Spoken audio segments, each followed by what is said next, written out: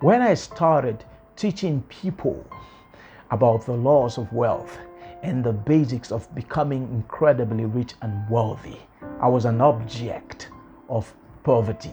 I was an object of mockery. Because everything I had around me suggested poverty. I didn't look one bit like what I was teaching. I had series of meetings once and again on the subject of becoming rich and wealthy. But everything around me suggested otherwise. But you see, I was very sure I was called to teach those things. And I know in whom I had believed. I was sure I was called to teach those things. So God encouraged me from His word, 2 Corinthians chapter 6 verse 10, as poor yet making many rich, as having nothing and yet possessing all things. I was sure I was called to teach those things. And I knew in whom I had believed. Listen up. If you're like me, you know you've been called to teach something. You know you've been called to liberate men. But you're not one bit near what it is that you have been called to teach. You're not in any way like what it is that you have been called to teach. Listen up.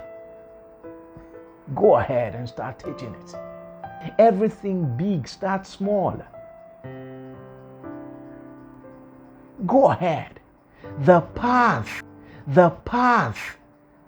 to the delivery of your destiny is littered with mockery.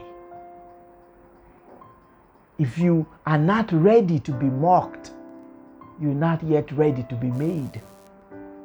When I started teaching about the laws of wealth, I was an object of mockery because everything around me back then suggested poverty. But I kept at it because I knew in whom I had believed. This God quickens the dead and calls those things that be not as though they were. I knew in whom I had believed. I kept at it. Those who laughed at me then are no longer laughing. A lot of them have hid their faces. I'm not there yet, but I'm no way near where I used to be. I hope this is an encouragement for someone. Go ahead and begin to do what God has called you to do. There's no better time to start than now. Until I come your way again, I hope this is Calvary for you. I love you very much. When I say I love you, you know by now, it's because I really, really do. You have a great day. Bye-bye.